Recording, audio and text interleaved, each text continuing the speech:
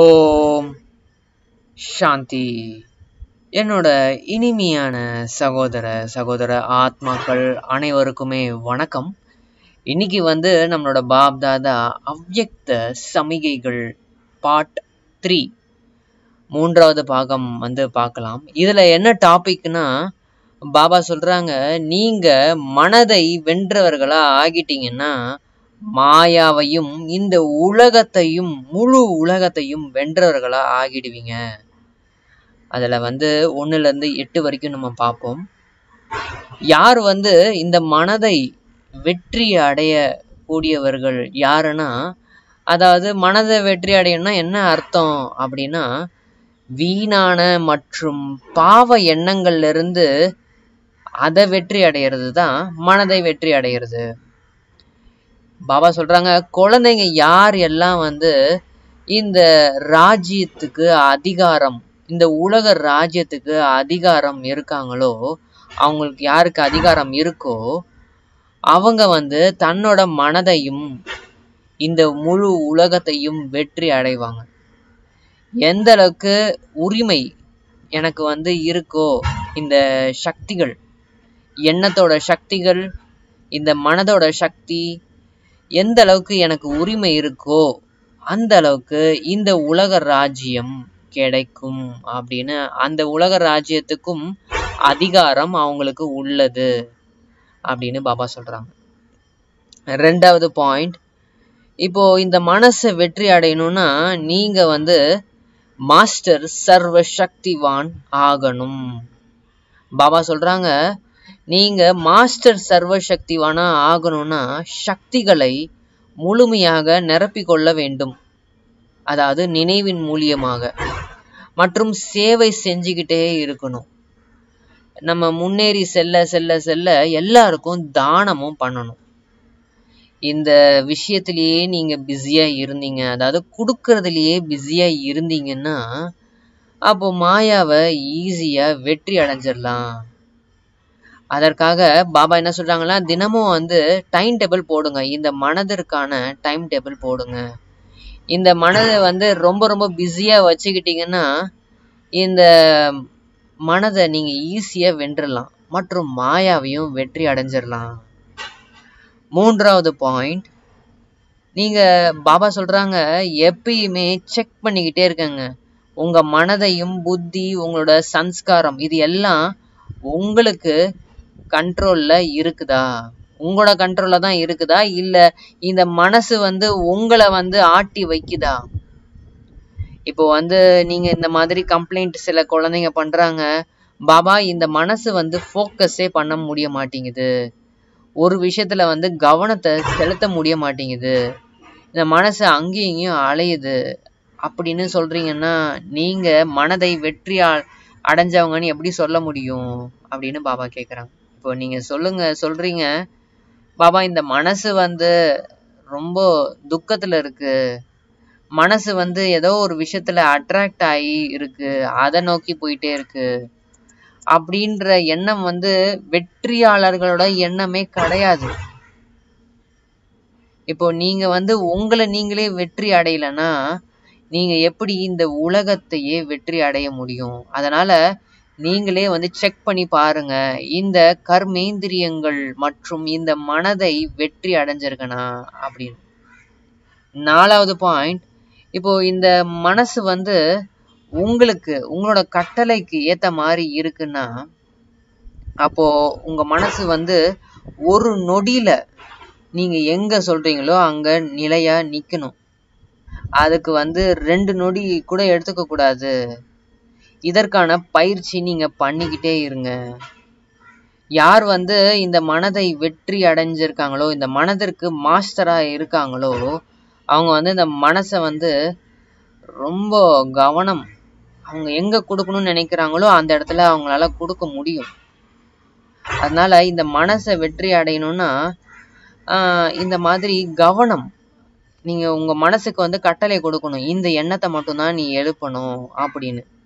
இந்த மாதிரி வெற்றி அடைஞ்சவங்க தான் பியூரிட்டி, தூய்மையை ஃபாலோவே பண்ண முடியும். ஏன்னா இந்த பிராமண லைஃப்னாலே தூய்மையான ஒரு வாழ்க்கை. அவங்க தான் வந்து டபுள் லைட்டாவும் ஃபாதர் பிரம்ம பாபாவுக்கு சமமாவும் அவங்களால இருக்க முடியும். அவ்வியக்த ஃபரிஸ்தாவா அவங்க அனுபவம் செய்ய முடியும். 5வது பாயிண்ட், இப்போ நீங்க எல்லாரும் பேட்ஜ் போட்டிருக்கீங்க இல்லையா, பேட்ஜ் குத்திருக்கீங்க.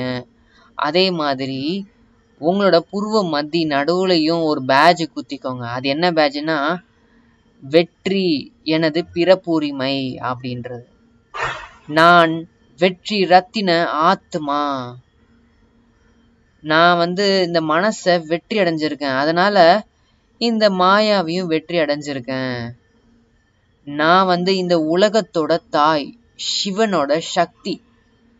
சிவனோட சக்தி யாரெல்லாம் வந்து அடையறாங்களோ அவங்க எல்லாருமே சிவசக்தி தான்.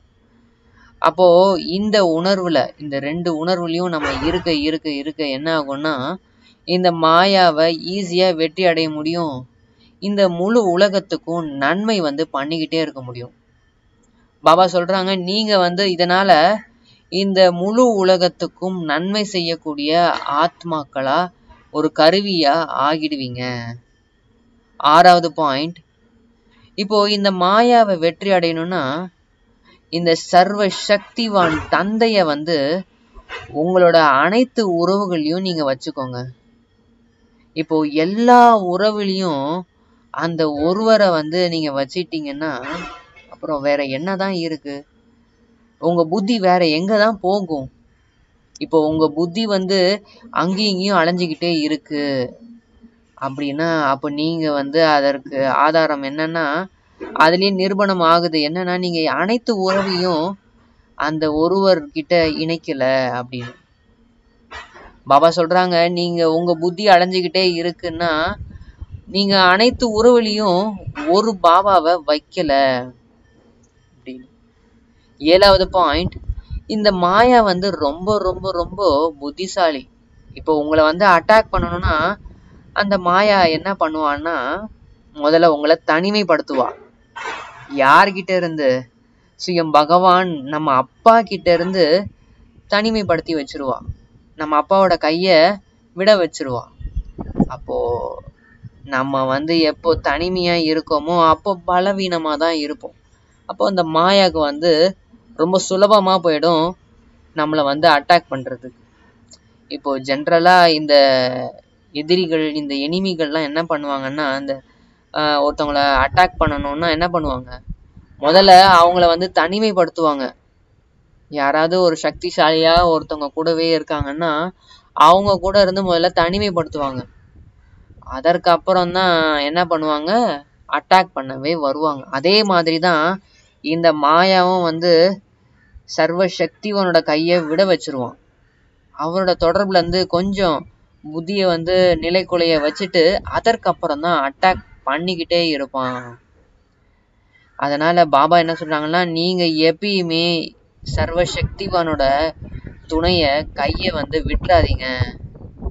மாயா என்ன வேணா பண்ணட்டும், எப்பயுமே அவரோட துணைய மட்டும் விட்டுறாதீங்க. அப்புறம் மாயாவால என்ன பண்ண முடியும்? ஒண்ணுமே பண்ண முடியாது. சர்வசக்திவான் கூட இருக்கிறாருன்னா அப்போ மாயாவை நீங்க ஈஸியா வெற்றி அடைஞ்சிடலாம்.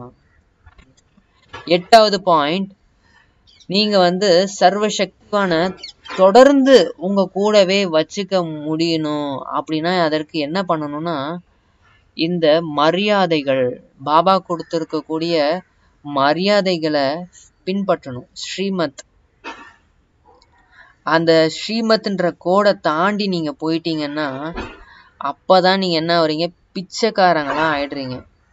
அப்புறம் என்ன சொல்றீங்க பாபா கிட்ட, எனக்கு உதவி கிடைச்சா நல்லா இருக்கும், எனக்கு யாராவது உதவி பண்ணுங்க அப்படின்னு பிச்சை எடுத்துட்டு இருக்கீங்க அப்படின்னு பாபா சொல்றாங்க. இப்போ நீங்க பிச்சை எடுக்கிறீங்க, பிச்சைக்காரங்களா ஆகிட்டீங்க அப்படின்னா என்ன அர்த்தம்னா, உங்களோட ஆரோக்கியத்தை நீங்க இழந்துட்டு இருக்கீங்க.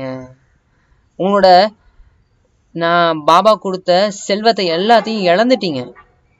அதனால எப்பயுமே இந்த லைன், ஸ்ரீமத்ன்ற அந்த கோடுன்ற அந்த லைனை வந்து எப்பயுமே தாண்டி போகி பிச்சைக்காரங்களா ஆகிடாதீங்க. இந்த கோட்டுக்குள்ளேயே இருங்க. அப்போ மாயாவை ஈஸியா வெற்றி அடைஞ்சிடலாம். இந்த லைனை தாண்டி போறதுனாலதான் மாயா வந்து உங்களை அட்டாக் பண்றான் அப்படின்னு பாபா சொல்லி முடிக்கிறாங்க. பாபாவுக்கு மிக மிக மிக நன்றி. எங்களுக்கு இந்த மாதிரி மாயாவை வெற்றி அடைவது எப்படி, இந்த மனசை வெற்றி அடைவது எப்படின்னு சொல்லி கொடுத்துருக்கீங்க பாபா. ரொம்ப நன்றி. ஓம் சாந்தி.